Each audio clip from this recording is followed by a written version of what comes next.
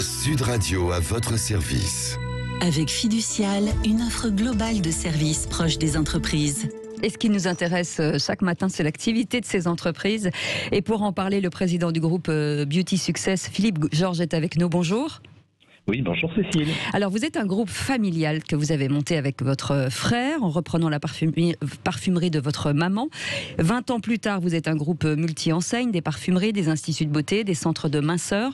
Et pendant la crise, pendant que nous, on rangeait nos placards pendant le confinement, vous vous êtes réorganisé. Oui, c'est vrai Cécile, pour préparer la reprise. Voilà, et donc vous avez décliné en fait à l'intérieur du groupe pas mal en 4 grands secteurs le groupe. Oui, on s'est réorganisé par pôle d'activité. Un pôle commerce, un pôle prestation de services, un pôle innovation et un pôle logistique. Alors on a vu le retour de la production locale. Beauty Success prévoit de mettre en avant des marques locales dans ses magasins dorénavant. Oui, c'est ce que nous avons en tête de faire par grande région de France, soutenue par tous nos partenaires franchisés. Et quel type de marque? Est-ce que ce sont des marques de maquillage? Quel type de marque? Et sur les grands axes, c'est en grande partie beaucoup de marques de soins, quelques marques de maquillage orientées vers le bio et un petit peu de parfum. C'est ce qui est la force finalement du réseau Beauty Success, c'est son implantation en région? Je pense que c'est une de nos forces et en tout cas, post-Covid, on a eu la chance de pouvoir en profiter.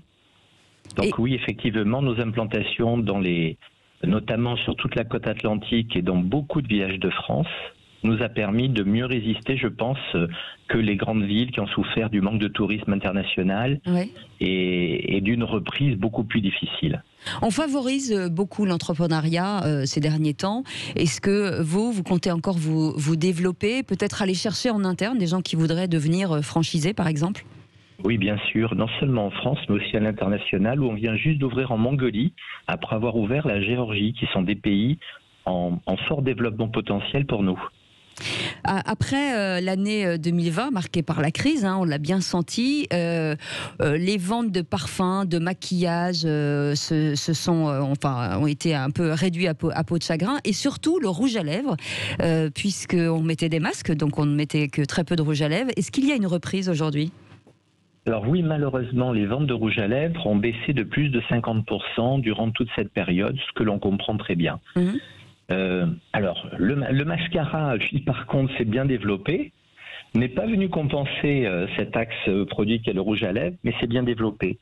Et oui, depuis la reprise, on observe que petit à petit, les femmes reviennent sur le maquillage, se remaquillent, même si on a tendance à aller vers des produits de plus en plus naturels, bien sûr, et sur bien sûr, si on est dans cette tendance-là, il n'empêche qu'on revient aux habitudes d'avant. Voilà, et ça c'est aussi un peu la fin du télétravail, mais même s'il y a encore beaucoup de gens au télétravail, le retour au bureau fait qu'on prend de nouveau soin de soi et soin de son corps, parce qu'on parle de maquillage, mais on parle aussi de minceur.